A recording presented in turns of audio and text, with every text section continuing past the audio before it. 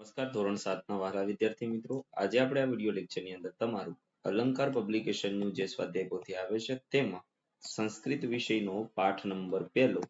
ચિત્રપદાની 1 થી 3 એમનું સંપૂર્ણ સોલ્યુશન આપણે આ વિડિયો લેક્ચરમાં જોવાના છીએ. તે પહેલા એક નાનકડી વાત કે નીચે ડિસ્ક્રિપ્શન બોક્સની અંદર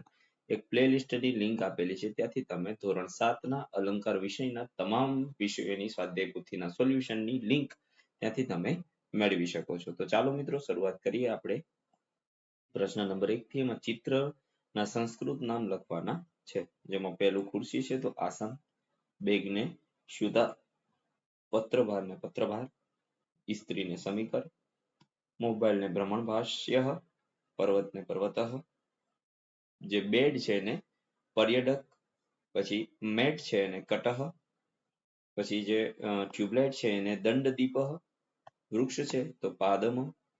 પછી ગ્લાસ છે તો સચકઃ, બોલને કંદુકઃ, હોડીને નૌકા, સાવરણીને સમાર્જની, પછી આપેલું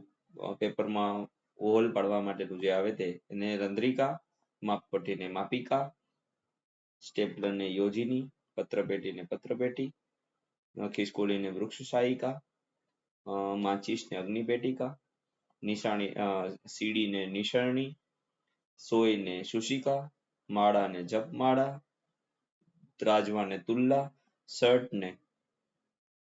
યુક્તમ, ચશ્માને ઉપનેત્રમ, કાંચકાને કંડકતમ, ત્યાર પછી જે પેલું હૂક આવે છે તેને અગ્રલમ, પાંદડાને પર્ણમ, પંખાને વ્યંજનમ, આમ્રફલમ એટલે કેરી, ગૃહમ એટલે ઘર, કમ્પ્યુટરને સંગણકમ, દ્વાર એટલે દરવાજો, કેનકમ એટલે સાબુ અને વાતાયનમ એટલે બારી. એવી જ રીતના અહીંયા થોડા પ્રશ્નોના આન્સર છે. હવે એને આપણે ધીમે ધીમે સ્ક્રોલ કરતા જઈએ, જે તમારે જોતું જવાનું છે. જો વિડીયો લેક્ચર પસંદ પડ્યું હોય તો લાઈક કરી દેજો,